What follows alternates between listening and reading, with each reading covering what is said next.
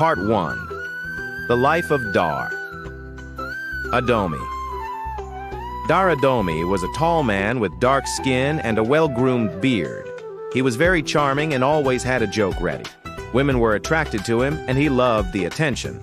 Dar was a successful businessman in Lagos, Nigeria. He traded goods between countries and made a lot of money. His bank account was full, and he lived a lavish lifestyle. But Dar had a secret.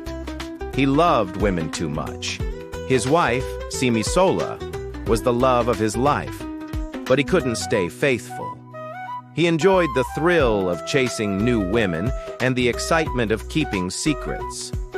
Simisola knew about Dar's wandering eyes before they got married. She believed she could change him. She was beautiful, with smooth skin and big brown eyes. She also had a good job in the banking sector. Simisola thought their love was special, like something from a fairy tale. Part 2. The Struggles of Simisola. At first, Simisola noticed small things. Dar would get late-night phone calls and his business trips would last longer than planned. She found lipstick on his shirt collars. Simisola tried to talk to Dar about it. She hoped he would feel guilty and change his ways. But Dar was good at making excuses. He would laugh and say she was worrying too much. He would tell her there was no one else but her.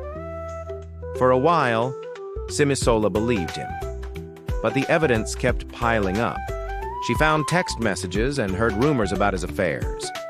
Simisola was a woman of faith. She prayed every night for Dar to stop. She went to church and talked to their pastor, but Dar's promises were empty. He would come home with flowers and apologies, but then he would disappear again. Simisola's family and friends told her to leave Dar. They said he would never change, but Simisola loved him too much. She remembered the good times and the dreams they had shared. She wasn't ready to give up on him. Part 3. Desperate Measures. As time went on, Dar's behavior got worse. He was seeing multiple women, sometimes even in public. Simisola felt helpless. She had tried everything, praying, forgiving, and talking to him. Nothing worked.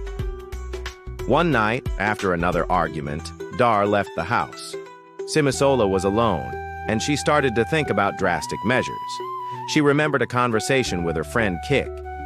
Kik had mentioned women who used charms and voodoo to control their husbands. At first, Simisola dismissed the idea. She was a Christian and didn't believe in such things. But she was desperate. She called Kik and asked for more information. Kik warned her, but Simisola was determined. She wanted to save her marriage. Kik introduced Simisola to a powerful spiritualist named Baba Oro. Simisola visited Baba Oro and asked for his help. He gave her a charm and told her to place it under Dar's pillow for 7 nights. After the 7th night, she was to throw the charm into the river. Part 4. The Consequences. Simisola followed Baba Oro's instructions. She placed the charm under Dar's pillow each night. But Dar didn't change. He remained distant and aloof. By the 7th night, Simisola's faith in the ritual was fading. After the final night, Simisola threw the charm into the river. She hoped it would save her marriage. But, unknown to her, Dar's life was already under a curse. Years ago, his grandmother had made a deal to protect him. Any harm directed at Dar would rebound on the person who tried to hurt him. Simisola started to feel unwell. At first it was just a fever, but then strange boils appeared on her skin. She went to the doctor, but no one could explain her illness. Her condition worsened, and she grew weaker each day. Dar noticed her illness, but did nothing. He recognized the signs of the curse. He had seen it happen before. Simisola's attempts to use magic against him had backfired, and she was paying the price. Part 5. The Downfall. Simisola's family and friends were shocked by her sudden illness. Kik felt guilty. She had introduced Simisola to Baba Oro, thinking it was just another way to save her marriage.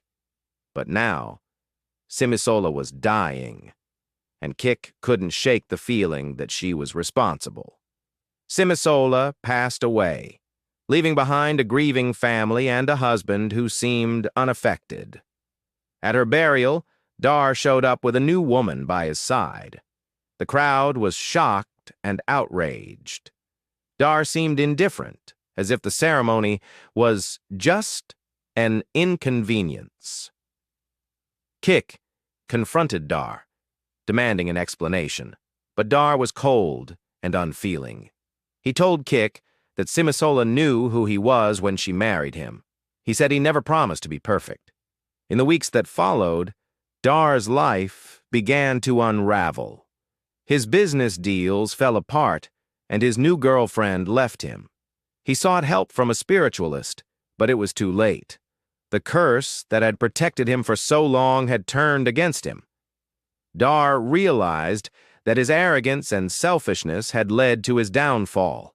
He had lost the one person who truly loved him, and now he was alone.